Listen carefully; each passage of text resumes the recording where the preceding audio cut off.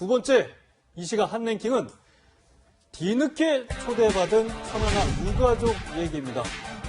오늘 오전 현충일 추념식이 있었는데요. 준비한 영상부터 보시겠습니다.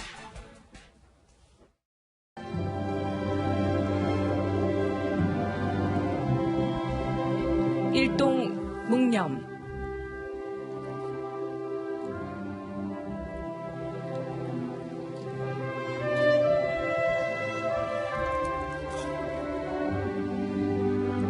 정부는 평화를 지키고 평화를 만들기 위해 더욱 강한 국방, 더욱 튼튼한 안보에 전력을 다할 것입니다. 대한민국의 오늘을 만든 분들을 영원히 기억하고 역사에 새길 것입니다. 독립, 호국, 민주의 역사를 일구어온 우리 국민의 저력을 가슴 깊이 새기며 애국 영령들께 다시 한번 깊은 존경을 표합니다.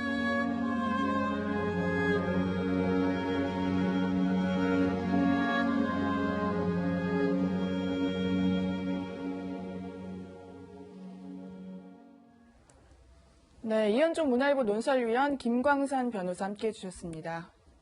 안녕하십니까? 안녕하세요. 네, 방금 오늘 오전 국립대전현충원에서 가진 제65회 현충일 추념식에 참석한 문 대통령의 추념사를 들으셨는데요. 이 현판이 안중근 의사의 서체로 교체된 다음에 이뤄진 첫 행사라고 하더라고요. 네, 맞습니다. 이 지금 최근에 전두환 전 대통령 관련 재판도 있고 여러 가지 이제 논란이 있으면서 전두환 전 대통령 당시 시절에 현판이라든가 혹은 뭐 기념식수도 있고요. 또는 기념석도 있고요. 이런 부분에 이제 세종기지에 있는 것까지 다 교체를 했죠. 네. 국가보훈처가 이제 이 작업을 주도했는데 알고 보니까 국립현충원 앞에 있는 현판 현충문이라고 써 있는 세 글자가 네. 전두환 전 대통령의 글자인데 이게 네. 30년 넘게 달려 있었다라는 게 최근 네. 확인이 됐습니다. 그래서 저것을 안중근 의사가 현충문이라고 쓴 건 아니고 안중근 의사의 서체는 우리가 잘 알고 있지 않습니까? 그 서체를 모아서 새롭게 이제 만든 현충문이라는 현판으로 교체가 됐고요. 네. 현판 교체 후에 이루어진 첫 번째 현충일 행사가 되겠습니다. 네. 네. 어쨌든 굉장히 의미가 있는 현충일 이 추념식이었던 것 같은데, 근데 뭐 좀 논란이 된 소식이 전해졌습니다. 천안함 폭침과 제2 연평해전, 연평도 포격 도발 관련 유족과 생존자가 오늘 이 추념식에 초대를 받지 못해서 논란이 좀 됐습니다. 이현종 의원. 네. 원래 현충일이라고 하면 국가를 위해서 목숨을 바치고 희생했던 분들에 대한 추모하는 날 아니겠습니까? 정말 의미 있는 날인데요. 특히 오늘 같은 경우에 이제 문재인 대통령도 추념에서 이야기를 했지만 특히 이제 코로나 극복을 위해서 헌신하시다 돌아가신 이제 이 국군 간호사 국군이라든지 이런 분들도 오늘 추모사에 이제 있었어요. 근데 오늘 정작이 사실은 코로나 때문에 작년 같은 경우는 이제 서울 현충원에서 한 10,000명 정도가 참석한 가운데 열렸습니다. 네. 근데 원래는 이제 참석 인원은 300명으로 줄였어요. 근데 정작이 이제 보훈처에서 초청장을 보내지 않겠습니까? 근데 이번에 초청장을 보내면서 연평해전이라든지 천안함이라든지 여기 유가족들은 초청을 보내지 않은 겁니다. 이게 어제 사실은 뒤늦게 언론 보도를 통해서 이제 알려지다 보니까 네. 보훈처에서 이게 좀 숫자를 줄이다 보니까 실수를 했다라고 이야기를 하면서 네. 코로나 때문에. 네, 뒤늦게 이제 이 단체 대표를 비롯해서 7명을 초청을 했습니다. 뭐 이분들이 이제 참석했는지 안 했는지 모르겠지만. 네. 근데 생각해 보십시오. 이 보훈처라는 곳이 어떤 곳입니까? 어떤 면에서 보면 보훈처에서 가장 큰 행사가 바로 이 현충일 행사 아니겠습니까? 1년에 어떤 면에서 보면 대통령 참석 행사고 저기에 누가 참석하는지 굉장히 중요한 거거든요. 특히 저 참석자들 같은 경우는 대부분 다 신원조회를 합니다. 왜냐하면 대통령 참석 행사이기 때문에. 네. 자, 그렇다면 보훈처장을 비롯해서 나머지 분들이 누가 참석할지 어떻게 할지 이걸 다 결정할 텐데 문제는 이게 이쪽에 있는 천안함 전사라든지 이런 분들을 초청장을 보내지 않는 것도 문제지만 더군다나 이걸 뒤늦게 문제 제기를 하니까 실수였다라고 하는 이야기가 과연 이게 앞뒤가 맞는 이야기인지 모르겠어요. 이분들이 하는 일이 바로 이런 일입니다. 네. 근데 이게 지금 밑에 직원이 뭐 교체된 지 얼마 안 돼서 실수로 그랬다라고 이야기를 하는 게 이게 저는 현명한 답변인지 모르겠어요. 그러면서 본다면 이게 보훈처가 이번 행사를 하는 데 있어서 너무 준비를 아직 못했거나 또 하나는 의도적으로 예를 들어 좀 불편해서 이분들을 제외한 거 아닌가라는 그런 의문까지도 낳고 있습니다. 네. 네, 국가보훈처가 직원 실수라면서 뒤늦게 초대 대상에 포함은 시켰는데요. 당사자들은 납득이 안 된다는 입장입니다. 함께 들어보시죠. 지금 여론이 안 좋다 보니까 뭐 보훈처 자체에서 뭔가 실수를 해서 명단이 빠졌습니다. 실수가 아니라 고의죠. 저도 거기 참석 한두 번 해본 것도 아니고.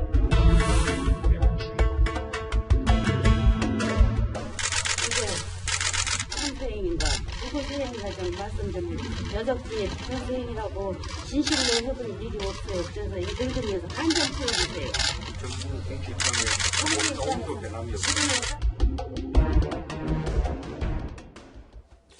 네, 지난 3월이었죠. 서해 수호의 날 행사 때 고 민평기 상사의 어머니 윤청자 할머니의 모습도 함께 봤는데요. 오늘 추념식에는 이 할머니가 오지 않으신 건지 또 그 7명의 뒤늦게 초대받은 7명에 포함이 되지 않은 건지는 아직까지 정확히 확인이 되지는 않고 있습니다.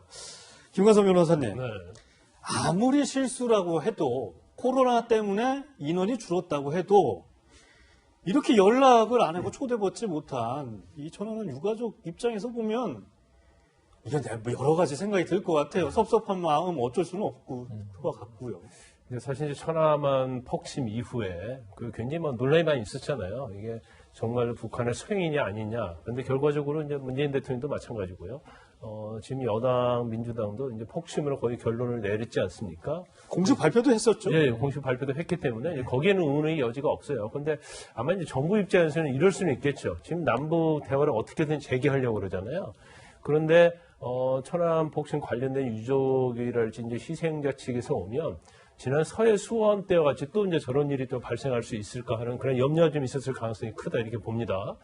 그렇지만 저는 단순 실수라고 보기는 좀 어렵다고 봐요. 왜냐하면 어떤 행사를 하게 되면 작년에 어떤 사람들이 참석했는가를 기준으로 보고 거기에 맞춰서 이제 플랜을 짜거든요. 그러면 적어도 작년과 같은 일이 이제 고 민평기 상사의 어머니가 이제 아까 화면에서 봤듯이 이제 문재인 대통령한테 굉장히 직설적으로 물어보잖아요. 네, 저 뒤에도 일부 매체 이제 이 할머니가 인터뷰한 것들이 좀 많이 보도가 되면서 사실 정부한테 좀 부담이 됐던 얘기들도 나오긴 했었어요. 그렇죠. 근데 마치 저 질문 자체가 의구심을 가진 것처럼 얘기를 하는 거예요. 근데 그렇지 않다고 얘기를 쭉 해왔음에도 불구하고 그러면 또 이러한 불상사라고 이제 생각할 수가 있는데 또 이런 일이 계속 발생할 가능성도 있지 않나. 그런 걸 좀 염려했을 수도 있다고 봅니다. 이제 그렇지만 설사 그런 일이 발생한다 하더라도 일단 이 현추이라는 것이 우리의 조국을 수호하기 위한 호국 정신을 기리는 그런 행사 아닙니까? 그러면 천안함에 대해서도 북한은 이제 폭침이라고 공식적 입장을 밝혔기 때문에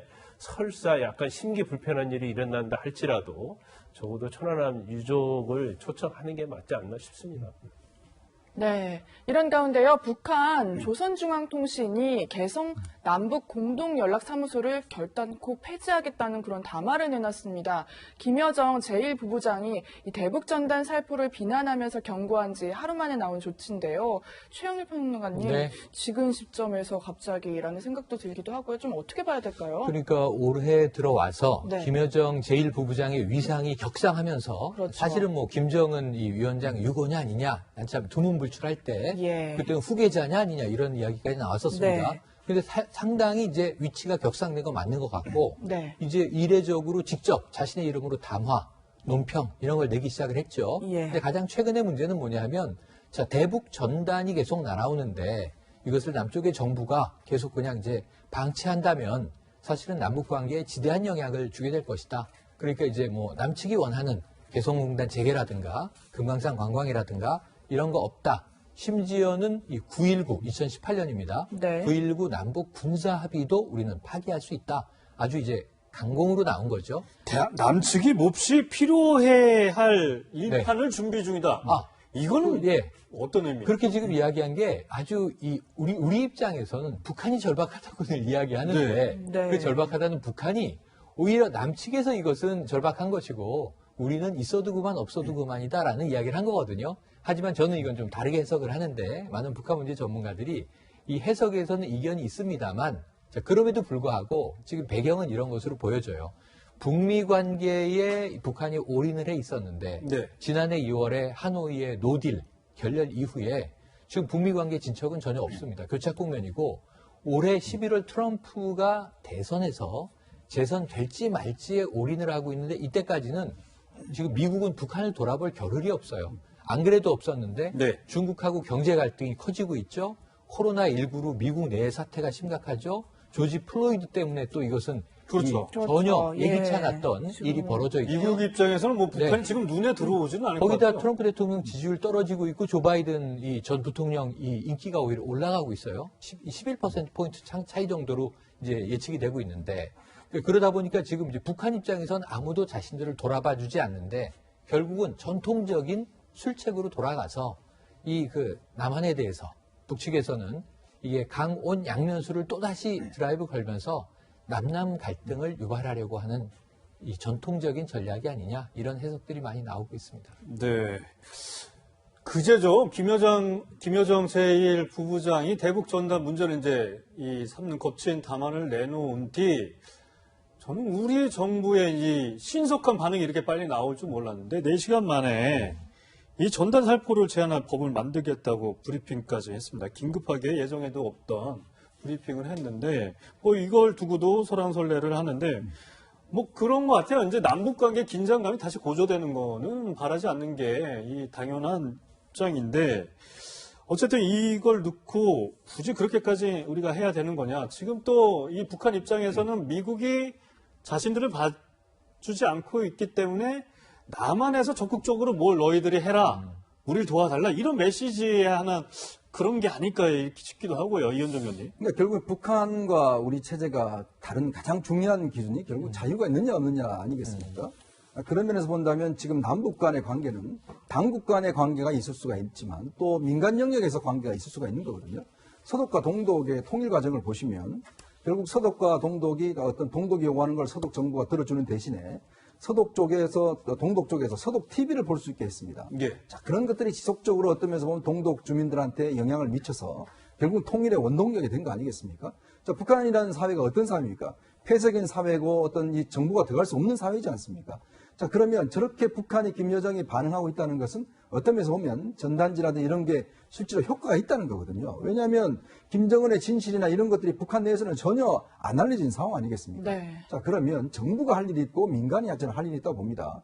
자, 그러면 정부 차원에서는 뭐 서로 간의 자극을 피하지 않고 또 이 DMZ 내에 있는 성을 비방 방송이나 이걸 중단하는 걸 뭐 할 수가 있는 거예요. 예. 근데 문제는 민간 차원에서 하는 저런 어떤 그 전단 살포를 법으로 금지하겠다는 거는 이건 어떤 면에서 보면 우리가 헌법이 규정하고 있는 표현의 자유를 심각하게 저해할 수가 있어요.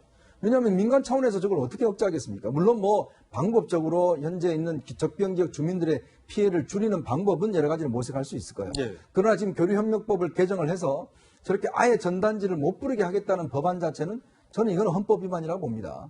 자, 그러면 정부가 할 일은 그러면 북한한테 이야기를 해야죠. 이거는 민간 차원의 일이다. 알겠지만 우리 체제에서는 민간 차원의 일을 제어할 수 없다라고 이제 할 수 있는 거예요. 근데 문제는 김여정이 정말 온갖 험한 이야기를 하면서 우리 정부를 비난했잖아요. 뭐 놈이라는 이야기까지 쓰면서. 자, 근데 김여정이 어떻습니까? 지난번 내려왔을 때 김여정에 대해서 무슨 정부 관계자들이 팬클럽까지 만들었다는 이야기도 했지 않습니까? 자, 그런 상황에 김여정이 저렇게 비난을 했는데 거기에 대해서 아무런 우리가 대응을 하지 못하고 바로 4시간 만에 법을 만들겠다. 벌써 이미 여당 의원은 이 법안을 발의를 했습니다. 예. 자, 그럼 도대체 우리가 북한에 우리한테 대한 길들이기가 실질적으로 성공하고 있는 게 아닌가라는 저는 그런 우려가 있는 거예요. 자, 우리가 통일을 해야 됩니다. 그리고 또 남북 간의 관계를 개선해야 됩니다. 그렇지만 당국 간에 해야 될 거와 민간이 해야 될 거는 분명히 다릅니다. 그리고 또 우리가 북한 주민을 상대로 바라봐야 될 건 분명히 다른 거거든요. 우리가 북한 정부, 즉 김정은만 상대로 해서 어떤 통일을 하는 건 아니지 않습니까? 그렇다고 한다면 정부가 어떤 면에서 보면 이거는 분명히 선을 그어야 돼요. 정부 당국 간의 일이 있고 민간 차원에 있는데 우리나라 같은 자유민주 체제 하에서는 민간 차원의 일을 제할 수 없다. 이 메시지를 북한한테 분명히 보내야죠. 네. 알겠습니다. 오늘도 뭐 문재인 대통령이 현충일 추념사에서 이 평화라는 부분을 굉장히 강조를 했는데 남북 평화를 찾는 이 방법을 찾기가 참 쉽지 않은 것 같습니다.